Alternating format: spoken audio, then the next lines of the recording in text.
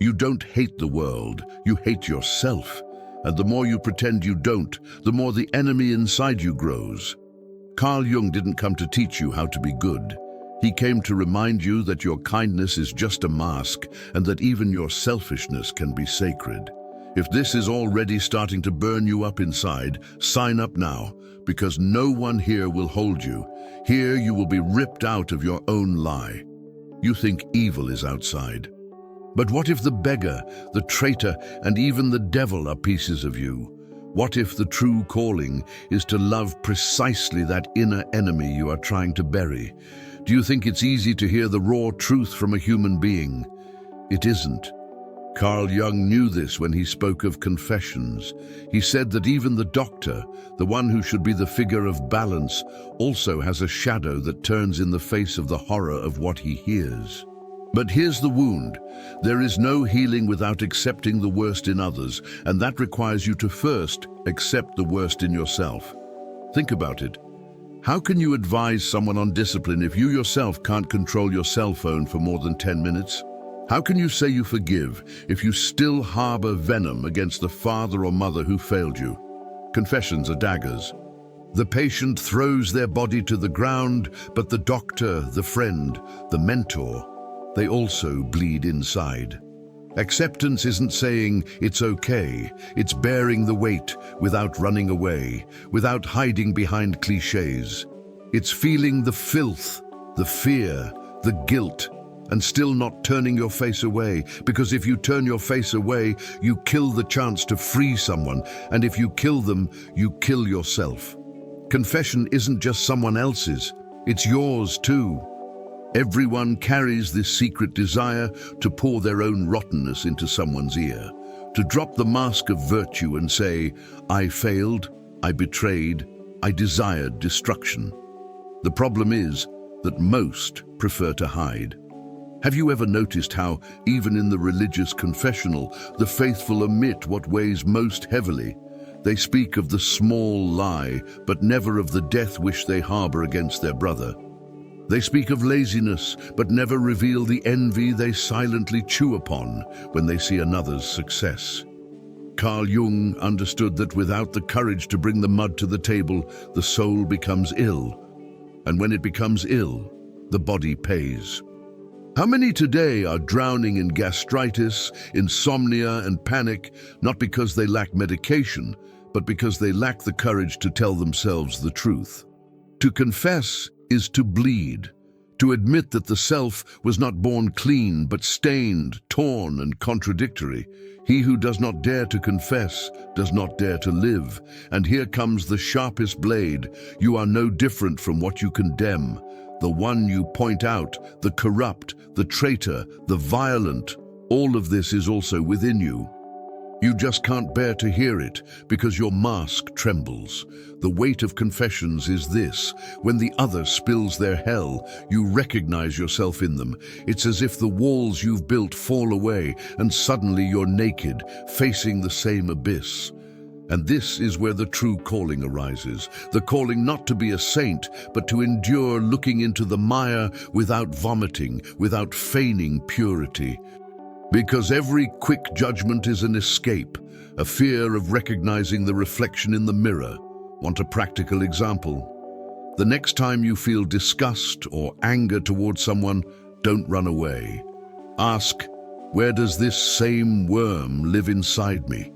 If you have the courage to answer, you've already begun the real work, and only then will you be ready to take the next step, learning to listen without judging, without running away, without covering your ears. The world is saturated with judges disguised as friends, people who pretend to listen but are already forming their own sentences in their heads. Carl Jung knew this kills any possibility of a real encounter. If you want to guide someone or even walk alongside them, you need to tear off this invisible robe. Because judgment, even silent, is perceived. The soul feels it. The other's self closes its doors, and all that remains is a performance. Objectivity without judgment is not cold neutrality. It is a strange flame. You gaze into the other's abyss without thinking yourself better, without agreeing, without disagreeing, simply remaining. It's like standing before a wounded wolf. If you approach with fear, it bites. If you approach with arrogance, it flees. But if you approach with presence, it recognizes. This objectivity is rare because it requires you to have faced your own wolf, your own selfishness, the very confessions you chose to silence. Without this, each encounter becomes a stage, never healing. The mistake is to confuse objectivity with intellectual coldness. It's not about speaking with textbook logic, nor adopting the clinical distance of someone observing insects in a laboratory. Carl Jung called this a human quality, a profound reverence for the mystery of another's life. It's like looking at someone in pain and seeing in them not just a broken individual, but the invisible presence of a calling. A calling that often comes wrapped in selfishness, confusion, and hatred. Those who haven't learned this look at the sinner and see only filth. The wise look and recognize God pulses there too, but in brutal disguise. Objectivity without judgment is like sitting before someone who confesses to having destroyed their own family and not backing down. It's holding their gaze firmly and saying without words, "I know that hell exists because I've felt it within myself, and therefore I can endure yours." This is the power that liberates. And here's the burning wound. Objectivity doesn't mean condescension. It's not agreeing to ease tension. It's not coddling to avoid conflict. It's also not saying you're right when you're clearly not. True objectivity is brutal. It doesn't deny, it doesn't soften, it doesn't erase. It simply lays things bare on the table. Did you betray? Yes. Did you destroy? Yes. Do you hate? Yes. But I'm still here, watching. It's as if that look says, I don't run away from who you are because I don't run away from who I am. Have you ever experienced this? Perhaps in a conversation where for the first time someone didn't judge you or praise you, they just endured you as you were. If you remember this, you know the power you have. Because in that space, the other person no longer needs to pretend. That's when the mask falls. That's when the space for the next revelation begins. Discovering that the true enemy wasn't outside. It always lived within. You spend your life running from external ghosts, the one who humiliated you, the boss who exploited you, the family who hurt you. But Carl Jung tears the veil and reveals what no one wants to admit. The true enemy isn't out there. It lives within you. The beggar you despise, the offender you swear you'll never forgive, even the demon you fear, they're all masks of pieces of yourself. The self isn't a clean sanctuary. It's a battlefield where selfishness, the shadow, and the confessions you've buried pile up. And every time you point outward, you lose the chance to heal within. You hate the traitor because you haven't yet endured your own betrayal. You feel disgust for the coward because you can't bear to see their hidden cowardice. There's no point praying against the external enemy if you don't have the courage to kneel before the enemy that wears your own skin. The shock is brutal. You discover that the lowest is not the other, it's you. You yourself are the corrupt one who lied to survive. You yourself are the offender who hurt to protect yourself. You yourself are the demon who wants to destroy what you fear to love. Carl Jung said that to deny this truth is to live a life of masks, a persona that suffocates the soul. And when this persona dominates, you lose the call of individuation. Because the self is only born when you look into the mud, embrace the worm, and say, "You are mine too." But who has the courage to do this? Few. Most prefer to maintain the appearance of virtue. But the more you deny the inner enemy, the more it grows, the more it controls the reins under the table. That's why you repeat mistakes you swore not to repeat, why you fall into relationships you swore to avoid. The enemy you don't name rules you silently. Want a practical example? Observe your anger. The next time someone angers you, don't just point the finger. Ask yourself, what in this hatred is my reflection? Maybe it's your envy disguised as morality. Maybe it's your wounded vanity at not being seen. Maybe it's your fear of being worthless. This exercise is simple, but it's the razor that cuts deep. The enemy within is like a starving dog locked in the basement. The more you pretend it doesn't exist, the more it devours your house from within. The only way out is to go down the dark stairs, open the door and look it in the eye. Yes, it will growl. Yes, it will hurt. But it's in this encounter that the shadow loses its power and transforms into part of your strength. This is where the real work begins. And this is where a new question arises. If even your morality can crumble in the face of this encounter, what happens when religious certainties also crumble? You've been trained to believe that goodness is always light, that sin is always darkness, that virtue is a clean garment that separates you from the impure. Yeah, but Carl Jung opens the wound. What happens when you discover that the lowest, the dirtiest, the most ruthless is also within you? What do you do when you realize that the one who steals, betrays, and hurts is not just the other, but a secret reflection of your own selfishness? Here, inherited morality crumbles. Religious certainties crack like glass. You try to love your neighbor, but you can't bear to love yourself when you see yourself in the role of the enemy. The echoing call is brutal, to accept that even the worst in you needs arms. But tradition didn't teach this. It told you to deny, to condemn, to hide. And so you learned to live divided, with one part exposed to the light and the other buried in the basement of your soul. The collapse happens when this buried part begins to scream. And it screams in ways you can't control. It appears in the addiction you swear to fight. It explodes in the anger you claim not to feel. It whispers in the envy you mask as fair criticism. Hereditary morality becomes a rotten wall. It seems firm, but one touch is all it takes for it to crumble. Carl Jung said that it is at this moment that you discover the true spiritual test. It's not loving your neighbor when they do you a favor. It's loving your enemy when they wear your own skin. And it's not romantic or sentimental love. It's love as an act of brutal courage, facing what you fear within yourself and not turning away. What seemed light begins to reveal itself as shadow, and what seemed shadow begins to reveal its hidden calling. This shock is unbearable for many, and that's why so many choose to remain blind. Want to see how this affects your practical life? Think about the times you prided yourself on being too good, on never hurting anyone, on always being the understanding one.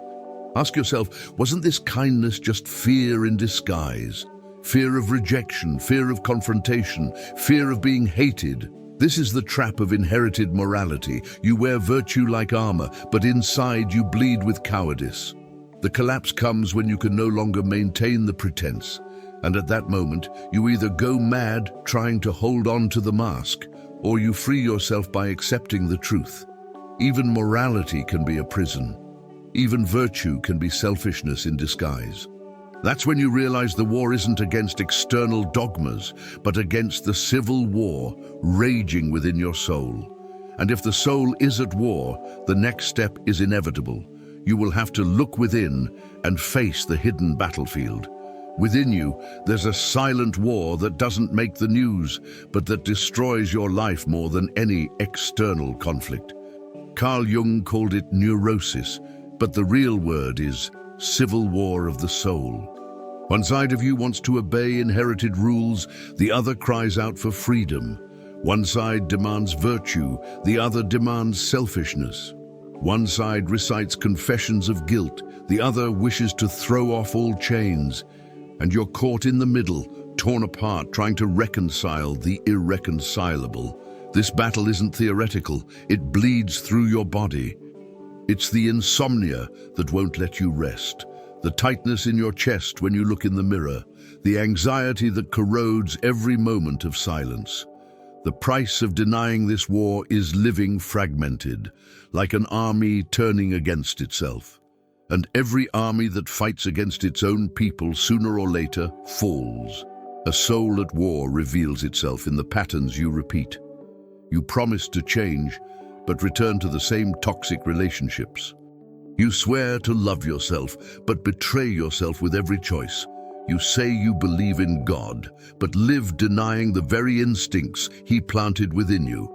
This isn't coincidence. It's an internal battle. It's as if two generals were commanding the same army, each pulling in a different direction until the soldiers go mad. The result is chaos. And here's the key: this war cannot be won by condemnation. Condemnation only strengthens the enemy within, only gives more ammunition to the side you're trying to crush. Carl Jung said that reconciliation begins when you admit that both sides belong to you, that even the hungry wolf is part of the self. Only then can war turn into dialogue and the battlefield begin to transform into fertile ground. Want to apply this in a practical way? When you feel this division, don't run away. Grab a notebook and write down two voices within you as if they were warring enemies. Write down what one side shouts, then write down what the other responds. Don't try to silence either, just give it a voice. This exercise is brutal because you discover that you are not a single pure being, but an assembly of opposites in need of reconciliation. The civil war of the soul is not a sign of weakness. It's a sign that you are alive, in conflict, seeking individuation. But only those who have the courage to sit among the rubble and listen to both sides without running away will survive. And this is just the prelude. Because when you accept that there is a war, a new abyss opens.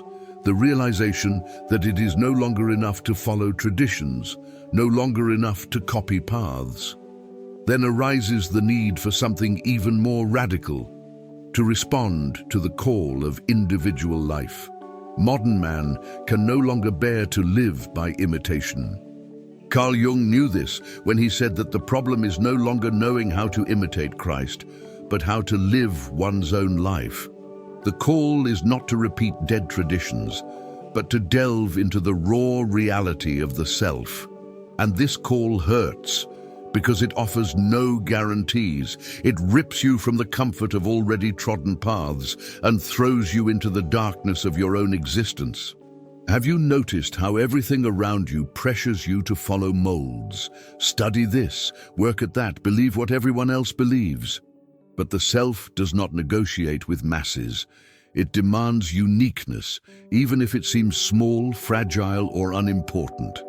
Individual life is the place where you discover that your soul did not come here to be a copy, but to tear itself apart until it finds its unique tone. And there is no manual. There is only courage, the courage to accept that your life is a question no one else can answer. The price of ignoring this calling is brutal: emptiness, resentment, bitterness. How many people do you know who followed the expected path, built the expected family, the expected career, and today live like ghosts, repeating scripts they didn't choose? The calling of individual life doesn't guarantee immediate happiness, but it does guarantee authenticity. And authenticity is the only solid ground the soul can walk on. Want an example? Think of writers like Dostoevsky, who transformed his pain into literature. Think of artists like Van Gogh, who, even condemned to oblivion, never abandoned his singular vision. They didn't imitate anyone. They paid dearly, but they lived their own flame. Carl Jung saw this as the core of individuation, following the path that seems crazy to others, but is true for you. It's not about banal selfishness, but about obeying what the self demands, even if it puts you at odds with the entire world. And here's the final point. The call of individual life won't knock on your door with flowers. It will appear as anguish, as dissatisfaction, as this suffocating feeling that you're wasting your life. You can try to drown it out with distractions, with addictions, with overwork, but the voice won't shut up, because the self doesn't negotiate silence. It demands it until you look, and when you finally do, you discover something disturbing. Following the call will isolate you.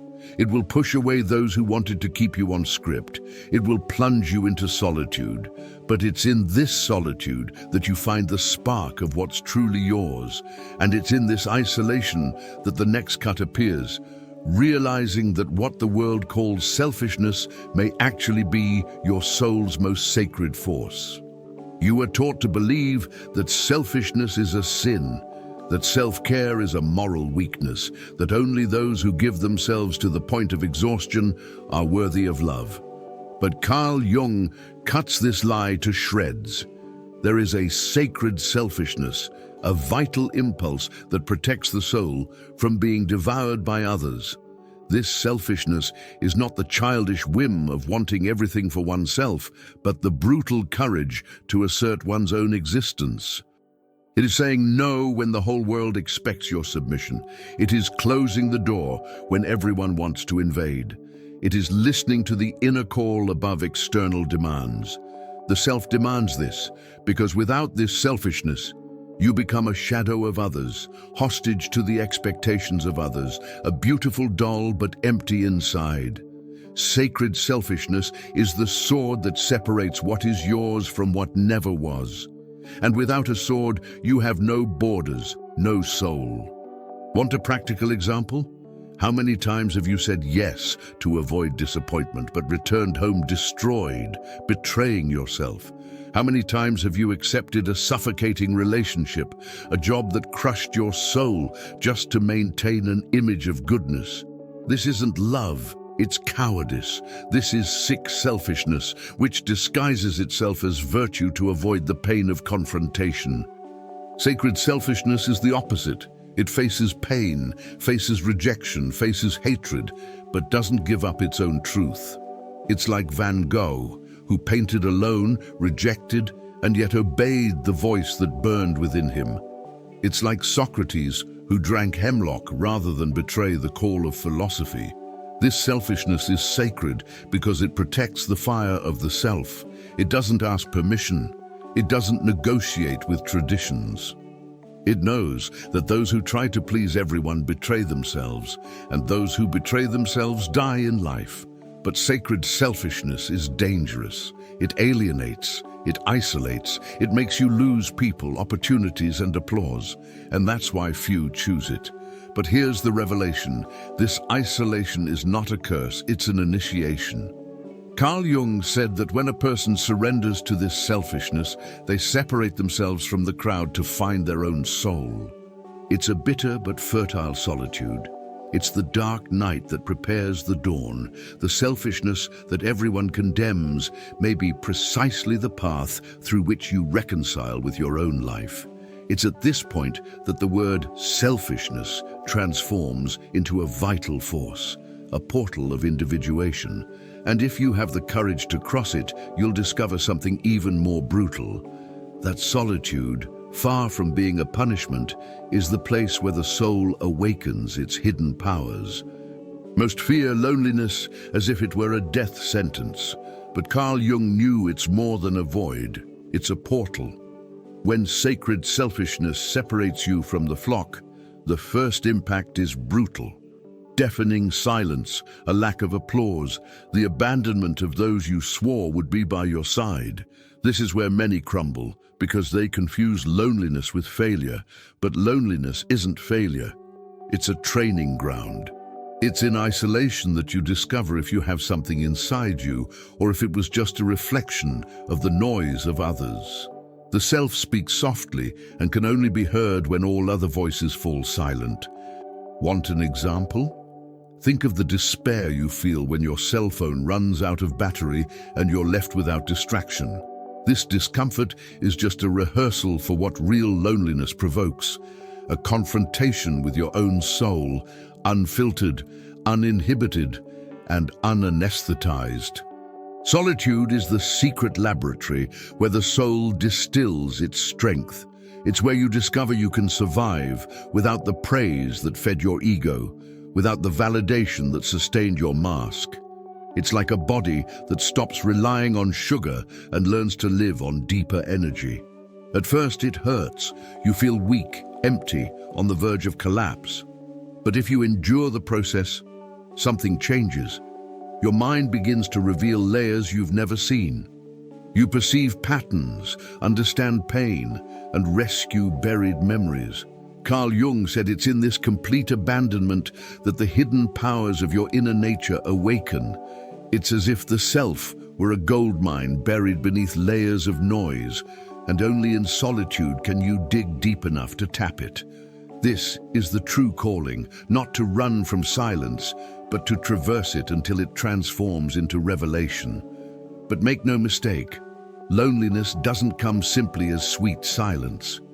It arrives as a dark night, as a desert, as a feeling of being forgotten by the world. It's a symbolic death, and every death is frightening.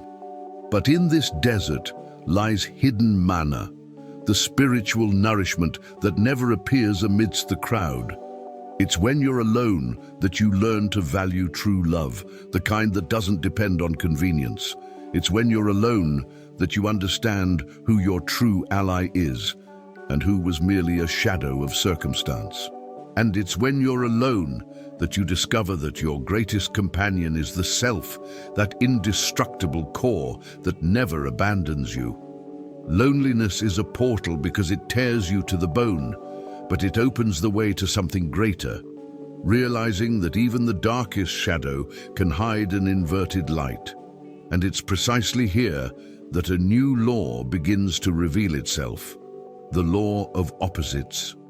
Carl Jung said that life is governed by a brutal force, the law of opposites. Everything you try to crush returns in disguise. The evil you reject can transform into good, and the good you idolize can be evil's perfect disguise. This is the paradox no one wants to face. You seek absolute purity, but your very pursuit turns into arrogance. You flee from selfishness, but your exaggerated kindness rots into resentment. The law of opposites is not cheap philosophy, it is harsh reality. Just look at history.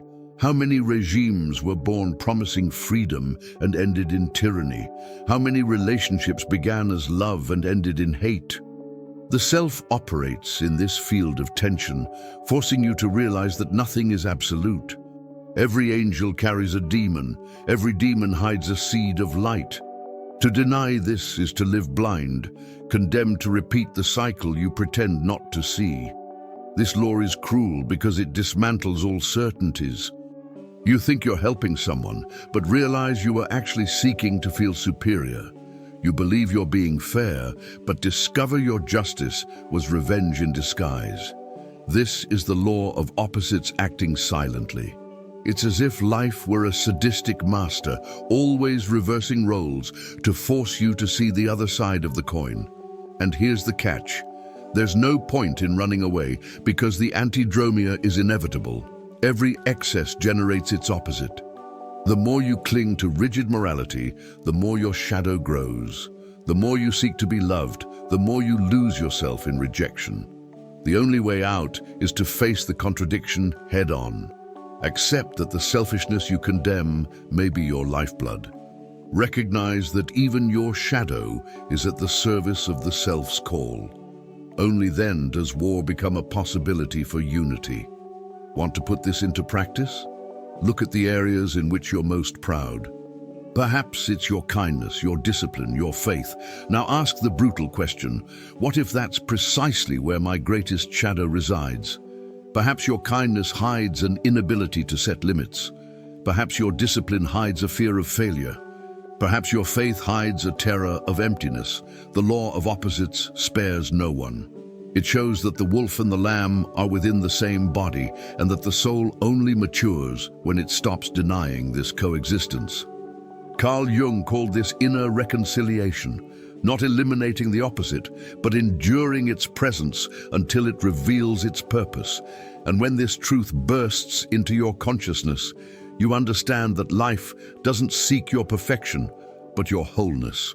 And it's at this point that something greater begins to happen, the possibility of bringing together the warring pieces and transforming opposition into integration.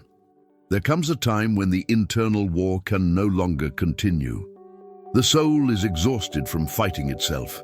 Carl Jung called this antiodromia, the inevitable movement in which everything returns to its opposite. What seemed evil reveals itself as a path of good, and what seemed like virtue reveals its dark side. This is the final test, enduring the realization that your soul is made up of halves that hate each other but were born to be reunited. The reunion of opposites is not a romantic embrace, it is surgery without anesthesia. It is the doctor looking at your own confessions and accepting that he can only heal when he has stopped denying.